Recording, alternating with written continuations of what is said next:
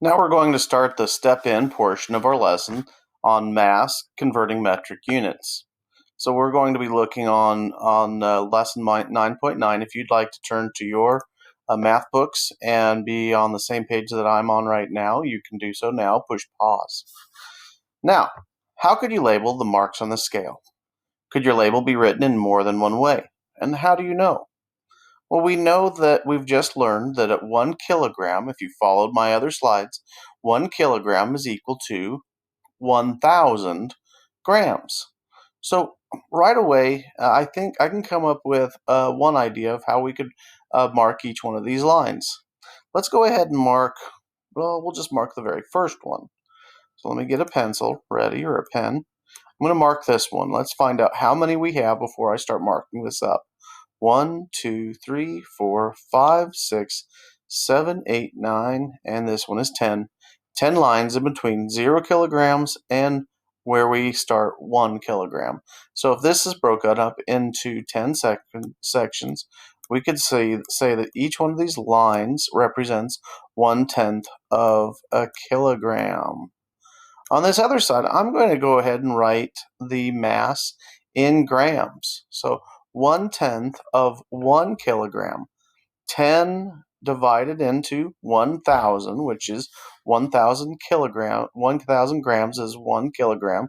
10 goes into 1,000 100 times. So each one of these lines represents 100 grams. We could count up this chart, and by the time we got to 1 kilogram, we should end up with 1,000. Let's try that out. 100, 200, 300, 400, 500, 600, 700, 800, 900, and 1000, or we could say 1,000. So the marks between 0 kilograms and 1 kilogram can be number of grams or a fraction of kilograms. Number of grams, fraction of kilogram. How many grams are equivalent to 1 kilogram? If you said 1,000 grams are equivalent to 1 kilogram, you're correct. So let's see if we can show the position of each of these mass listed below. So what I'm gonna do is I'm gonna pick a different color each time, and I'm gonna draw a line to where they belong on the chart. Hopefully you're already thinking, and you can write with your pencil where each one belongs. 700 grams.